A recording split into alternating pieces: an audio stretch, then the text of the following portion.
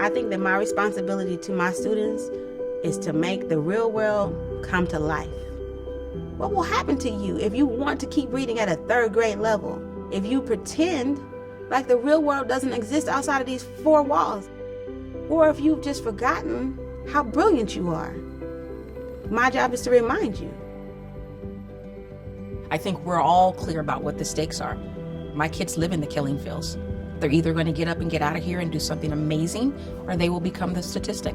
And so if we don't do something that gives them ammunition to compete, they won't have an opportunity, they won't have a chance.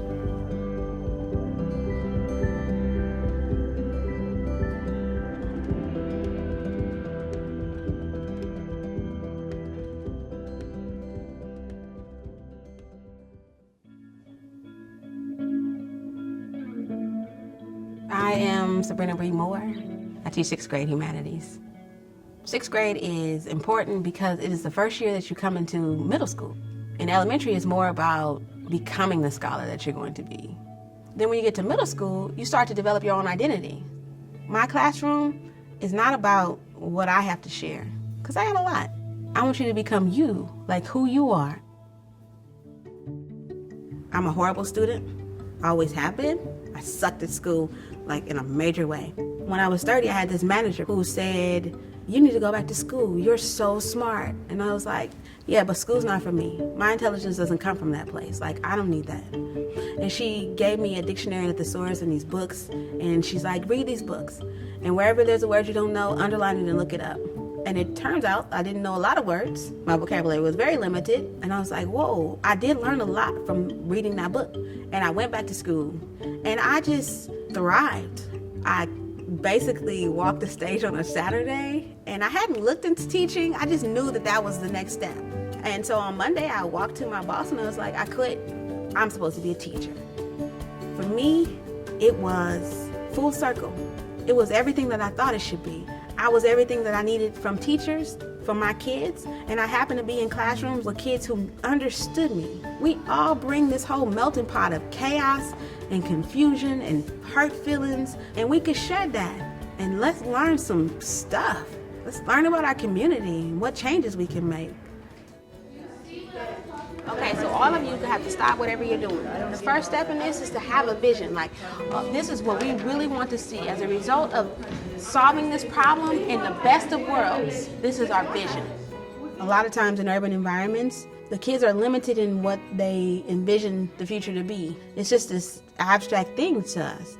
So in my classroom, we talk about things that you can do and choices that you make in order to get to these different places, so that it's not abstract, it's concrete. Like, make a choice about where you really want to be 5 years from now and make a plan.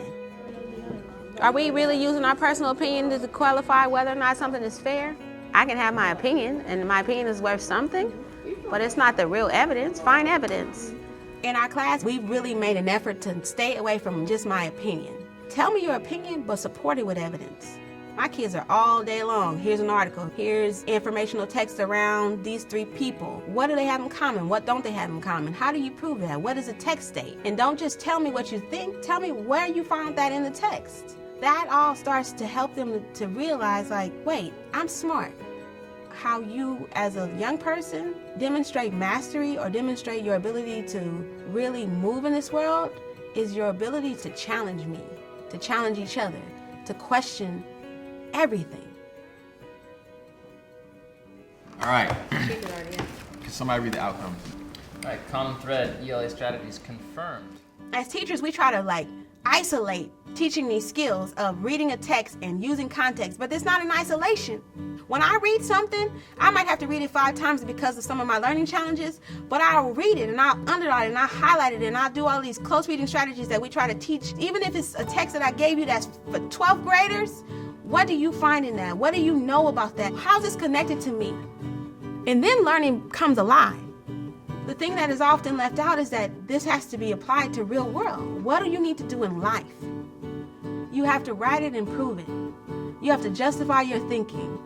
And you have to tell the world your story.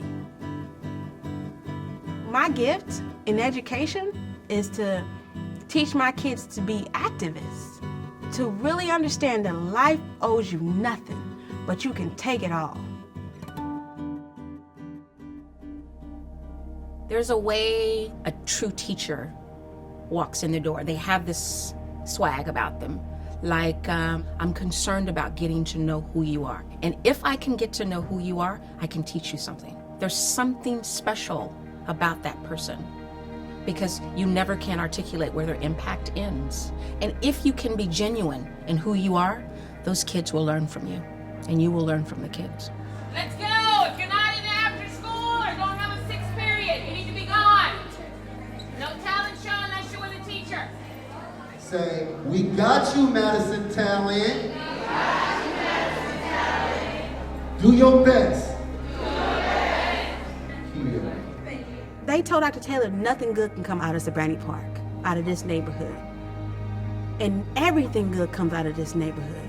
Students across Oakland, Stockton, Richmond want to go to Madison, want to come into Sabrina Park. Why? Because it is good, because it's sweet, because of the change or the heart of the people.